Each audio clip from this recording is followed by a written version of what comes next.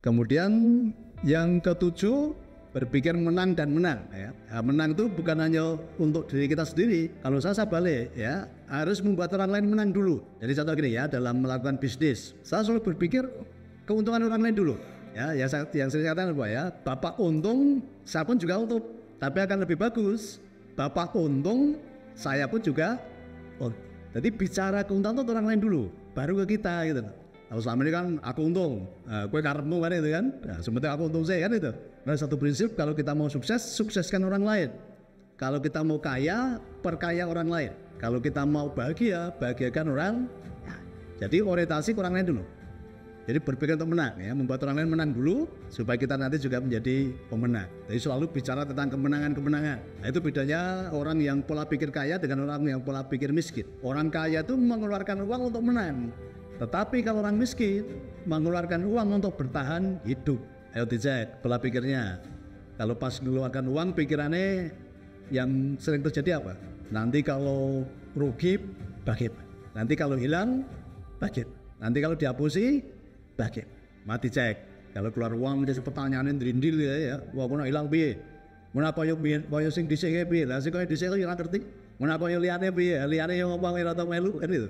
Dan selalu bicara orientasi adalah bagaimana membuat orang lain menjadi lebih baik. Kemudian yang ke-8 ya, pahami orang lain dulu dan orang lain akan memahami Anda ya. Jadi ini yang seringkali banyak orang itu pengen dipahami, kok tidak mengerti aku sih, kan itu biasanya gitu kan, ibu kan. Dalam hidup ayo kita belajar memahami orang lain dulu, supaya nanti orang lain bisa memahami kita. Jadi seringkali kita ini menuntut orang lain memahami kita, mengerti kita, tapi kita nggak mengerti orang lain gitu kan. Memahami suami nggak memahami, tapi suami orang lain lebih paham. Nah, ya podo sing kucing garong itu niku sing laki-laki ya, kucing garong itu kadang lebih paham dengan istrinya orang lain daripada istrinya sendiri. Banyak-banyak udah ngomong yang gurih. Tapi lo wes ikut tapi lo. Nah, untuk memahami orang lain, sediakan waktu lebih banyak mendengar. Ya, lebih banyak mendengar keluhan. Nah, yang hilang dalam rumah tangga itu apa ya? Masing-masing pasangan tidak menyediakan telinganya untuk keluh kesah pasangannya. Agar ngomong sudah digetak. Ya ora, gitu. Ibu-ibu mulai akhirnya rawani ngomong karo pasangannya. Nah, yang laki-laki juga gitu ya. Nah, kami sediakan waktu ya, telinga kami untuk mendengar keluh kesah ya, bahkan bukannya telinga tapi kata mentor-mentor yang masih muda-muda itu, kami juga sediakan pundak dan dada untuk bersandar katanya.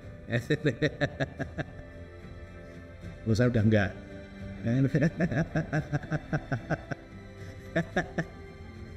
Ojo diketak, agar kamu diketak. Akhirnya orang-orang raiso curhatian ya. Yang ke-9, ini penting ya, selalu bersinergi, bukan berkompetisi ya. Jadi bersinergi itu berkolaborasi dengan siapapun. Jadi anggap semua teman siapapun adalah kawan ya, supaya kita bisa bersinergi, bukan berkompetisi, tapi berkolaborasi. Jadi era sekarang itu eranya berkolaborasi, bukan berkompetisi. Ya, belajar dari pengusaha Cina ya. Itu kalau toko emas itu satu deret, toko emas semua itu. Jadi mereka pasti kalau membangun usaha satu deret itu nanti sama itu anunya, komoditasnya. Mereka tidak menganggap sebagai lawan, tetapi sebagai teman, berkolaborasi. Apa pelajarannya? Jadi kalau membuat satu deret itu ya, orang mencari itu mudah gitu loh. Oh, kalau cari toko emas, deretan ngono itu toko emas. Nyari perabot rumah tangga itu deretan sana gitu loh. Nah, ternyata berkolaborasi, tapi yang dewi-dewi nanti orang bingung nyarinya. Dan sebisa mungkin ya, saya pernah ke suatu toko juga, nyari di toko sini nggak ada. Mereka dengan senang hati, oh Pak coba ke toko sana gitu loh. Di sana kayaknya ada. Tapi seringkali banyak orang nggak mau menunjukkan ya, pelit ya, ilmu aja pelit, nggak mau menunjukkan. Nah, itu tadi berkolaborasi. Ketika di tempat kita nggak ada, kasih referensi. Nah, pelajaran beberapa minggu yang lalu ya, jadi ikut menawarkan dagangannya temen, ikut ngelarisi dan ikut nawarke. Oh Pak, kalau ada orang cari ya, oh yang ada di sana teman saya punya kan gitu. Nah, itu pun juga tadi itu membuat kebaikan-kebaikan. Jadi bersinergi dan jangan berapi. Mau tak tahu lu, aku tahu piro mental kira itu ya.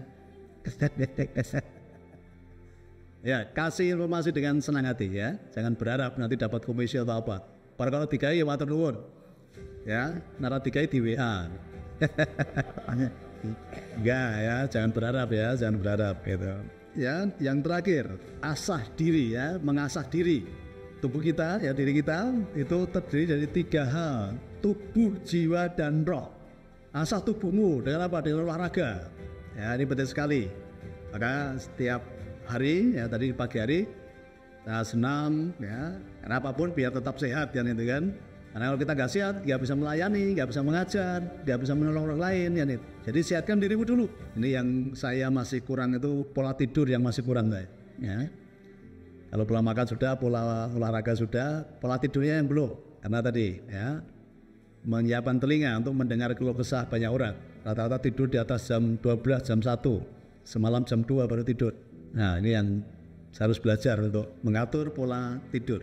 Kemudian mental ya, mengasah mental. Nah mental dibentuk dari mana? Ya dari masalah tadi, itu juga memperkuat mental kita juga. Kemudian saling masing-masing ketika berhubungan dengan teman, dengan kawan ada gesekan, itu manai sebagai untuk mengasah mental.